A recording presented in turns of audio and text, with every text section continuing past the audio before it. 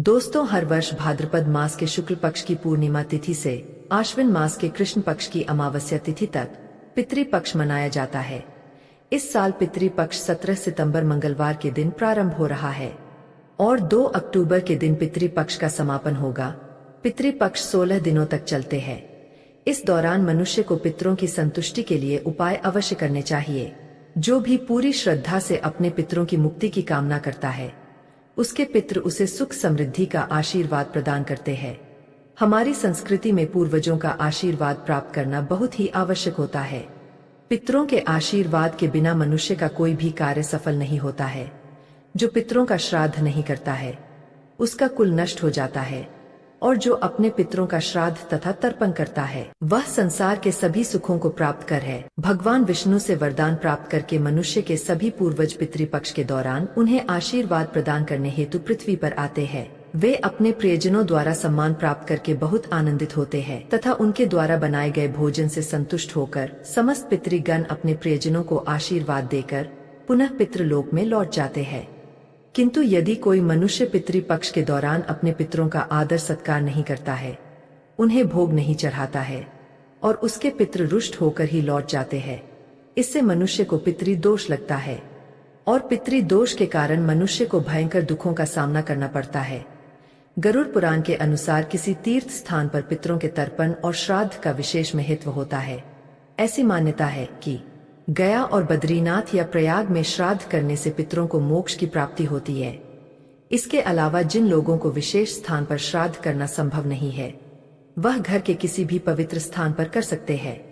लेकिन ध्यान रहे, पितरों का श्राद्ध शाम के समय अथवा रात्रि के समय कभी नहीं करना चाहिए।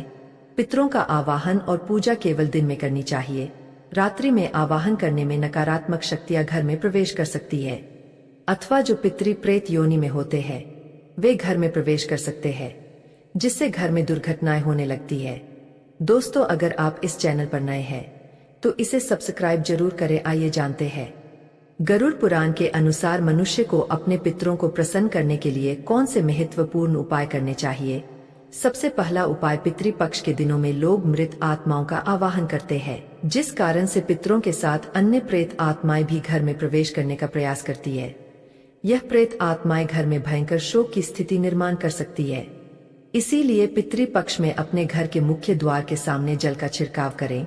इससे पितृगण अत्यंत संतुष्ट होते हैं और नकारात्मक शक्तियां घर में प्रवेश नहीं कर पाएंगी। दूसरा उपाय, पितृपक्ष में पितरों की संतुष्टि के लिए भोजन बनाया जाता है, लेकिन कुछ लोग इस भोजन को केवल पत्र की तस्वीर के सामने रख देते हैं। पितृ इस भोजन को ग्रहण नहीं कर पाते, इसीलिए आप थोड़ा सा भोजन गौ माता को, कुत्ते को अथवा कौवे को अवश्य खिलाएं, जिससे यह भोजन आपके पितरों को प्राप्त हो सके। तीसरा उपाय, पितृपक्ष में पितरों को प्रसन्न करने के लिए उनकी तस्वीर के सामने शुद्ध घी का दीपक अवश्य जलाएं और अपनी भूल के लिए क्षमा मांगकर उनका आवाहन करें। आपके पितृदेव आपकी सभी गलतियों को माफ करके आपको आशीर्वाद प्रदान करेंगे। चौथा उपाय, यदि आप किसी कारणवश पितृपक्ष में श्राद्ध आदि कर्म न कर पाए तो पितृपक्ष में दक्षिण दिशा में पितरों के लिए एक दीपक जलाए, गौ माता को रोटी खिलाए और आप जिस किसी भी स्थान पर मौजूद हो, दक्षिण दिशा में मुख करके अपने पितरों से क्षमा मांग ले। पांचवा उपाय, भगवान श्री कृष्ण कहते हैं, जो मनुष्य अपने मृत परिजनों के लिए तिल का दान करता है, वह समस्त पापों से मुक्त होकर वैकुंठ में जाता है। इसीलिए अपने पितरों का आशीर्वाद पाने के लिए आप पितृपक्ष में तिल का दान अवश्य करें।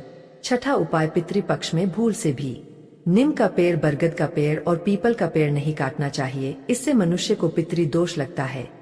पितृपक्ष में सर्प को मारने वाले व्यक्ति को भी पितृदोष का सामना करना पड़ता है। पितृदोष से बचने के लिए पितृपक्ष में एक पीपल का वृक्ष अवश्य लगाना चाहिए, इससे सभी दोष समाप्त होते हैं। सातवां उपाय, पितरों को प्रसन्न करने के लिए पितृपक्ष में तुलसी को तिल मिश्रित जल चढ़ाकर भगवान श्री हरि विष्णु से अपने पितरों की शांति के लिए प्रार्थना करें और ओम नमो भगवते वासुदेवाय नमः इस मंत्र का उच्चारण करें। इससे आपके समस्त पितृगण जिस किसी भी स्थान पर होंगे, उनकी आत्मा को शांति प्राप्त होगी। आठवां उपाय, यदि आपको आपके पितरों की मृत्यु की तिथि पता नहीं है तो आपको पितरों के लिए सर्व पितृ अमावस्या के दिन श्राद्ध कर्म करने चाहिए। सर्व पितृ अमावस्या को पीपल के पेड़ में काले तिल, सफेद फूल तथा चंदन चढ़ाने से पितृदेव संतुष्ट होते हैं। आइए अब जानते हैं गरुड़ पुराण के अनुसार ऐसे वह कौन से व्यंजन हैं जो आपको पितरों के लिए बनाने चाहिए। सबसे पहले है दूध और चीनी से बनी खीर पितरों के लिए। अगर आप बहुत सारे व्यंजन न बना पाए या आपकी की परिस्थिति इस अनुकूल ना हो तो पितरों की तृप्ति के लिए आपको दूध और चीनी से बनी खीर अवश्य बनानी चाहिए, जिसमें सूखे मेवे डालकर पितरों को भोग चढ़ाएं। इस व्यंजन से उन्हें सबसे ज्यादा आनंद मिलता है और वे प्रसन्न होकर ही आपके द्वार से लौटते हैं। दूसरी चीज है कद्दू की सब्जी। गरुड़ पुराण के अनुसार कद्दू की सब्जी पितरों को अधिक प्रिय होती है। कद्दू को सात्विक व्यंजन माना जाता है जो श्राद्ध और प्रसाद में अक्सर परोसा जाता है। अगर आप भी श्राद्ध का भोजन बना रहे हैं तो कद्दू की सब्जी अवश्य बनाएं और पितरों का आवाहन करते हुए उन्हें अर्पण करें। तीसरी चीज है शुद्ध घी की रोटी। पितृपक्ष में पितरों के लिए अवश्य बनाएं और पितरों को याद करते हुए एक रोटी कौवे को और 2 छोटी रोटियां बनाकर गाय और कुत्ते को खिलाएं। इससे आपके पितृगण जिस भी रूप में धरती पर उपस्थित होंगे वे तृप्त होकर आपको अवश्य आशीर्वाद देंगे। चौथी चीज है पीली मूंग दाल और सफेद उड़द दाल। इन 2 दालों का उल्लेख गरुड़ पुराण में खास तौर पर किया गया है, जिसमें इन 2 दालों से बनने वाले व्यंजन चाहे वह मीठे हो या नमकीन अवश्य ही पितरों के लिए बनाने चाहिए। अगर आप उनकी श्राद्ध तिथि पर इस व्यंजन को बनाते हैं तो आपके पितृगण अत्यंत संतुष्ट होंगे। इसके अलावा गेहूं से बनी पूरी, मीठी गुड़ की रोटी, मीठे केसर वाले चावल, काले चने और बेसन से बनी चीजें भी पितरों के लिए बनाई जाए तो पितृ प्रसन्न होकर उन्हें ग्रहण करते हैं। आइए अब जानते हैं भोजन कैसे बनाना चाहिए। जैसे हम ईश्वर का भोग बनाते समय उस भोजन को नहीं छकना अथवा उसे झूठा नहीं करते हैं, ठीक उसी प्रकार से हमें पितरों का भोजन भी उन्हें अर्पण करने से पहले झूठा नहीं करना चाहिए। भोजन बनाने से पहले आपको पूरी तरह से शुद्ध होना चाहिए। बिना स्नान किए आपको पितरों का भोजन नहीं बनाना चाहिए और जो स्त्री मासिक धर्म में हो उस वक्त भी उसे पितरों के भोजन को नहीं बनाना चाहिए। ऐसा भोजन पितृ स्वीकार नहीं करते हैं। पितृ भोजन बनाने से पहले रसोई घर को गंगाजल से स्वच्छ कर लेना चाहिए और यदि गंगाजल ना हो तो साधारण जल छिड़क कर पहले स्वच्छ कर लेना चाहिए।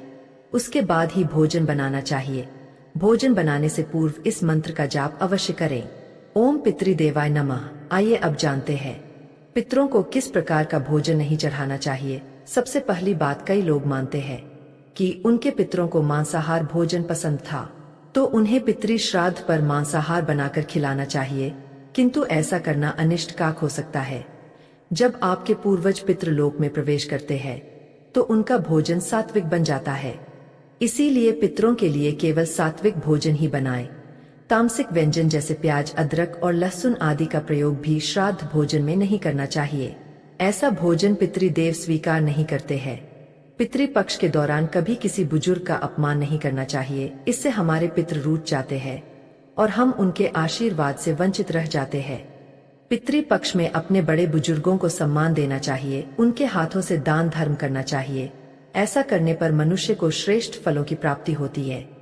तो आइए अब जानते हैं पितृपक्ष में कौन से कार्य नहीं करने चाहिए। सबसे पहली बात, शास्त्रों के अनुसार पितृपक्ष में पितृदेवता घर पर किसी भी रूप में पधार सकते हैं, इसलिए घर के द्वार पर आए किसी भी पशु या व्यक्ति का अपमान नहीं करना चाहिए। दहलीज पर आने पर किसी भी शख्स को भोजन कराएं और आदर करें।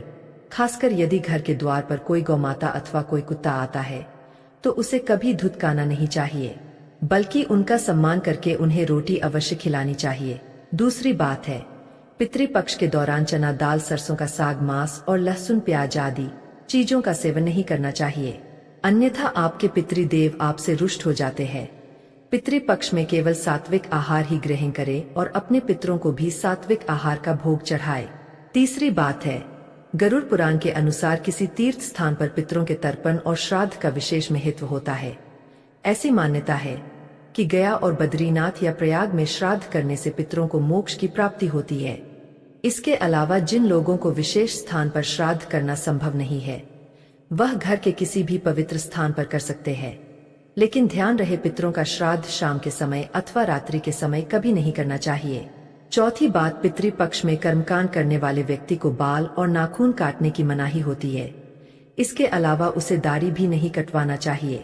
पांचवी बात है, पितृपक्ष के दौरान कभी किसी बुजुर्ग का अपमान नहीं करना चाहिए, इससे हमारे पितृ रूठ जाते हैं और हम उनके आशीर्वाद से वंचित रह जाते हैं। पितृपक्ष में अपने बड़े बुजुर्गों को सम्मान देना चाहिए, उनके हाथों से दान धर्म करना चाहिए। ऐसा करने पर मनुष्य को श्रेष्ठ फलों की प्राप्ति होती है। छठी बात है, जो व्यक्ति पितरों का श्राद्ध करता है अथवा पितरों की पूजा करता है, उसे भूल से भी उस दिन व्यसन नहीं करना चाहिए, अर्थात शराब आदि नशे से दूर रहकर ही पितरों की पूजा करनी चाहिए। नशे की अवस्था में पितरों का श्राद्ध करने पर पितृदेव हमसे रुष्ट हो जाते हैं और आशीर्वाद दिए बिना ही लौट जाते हैं। तो इस प्रकार से अपने पितरों की पूजा करके आप उनका आशीर्वाद प्राप्त कर सकते हैं। उम्मीद है आपको यह जानकारी अच्छी लगी होगी। वीडियो को लाइक जरूर करें और चैनल को सब्सक्राइब करें। आप सभी का धन्यवाद।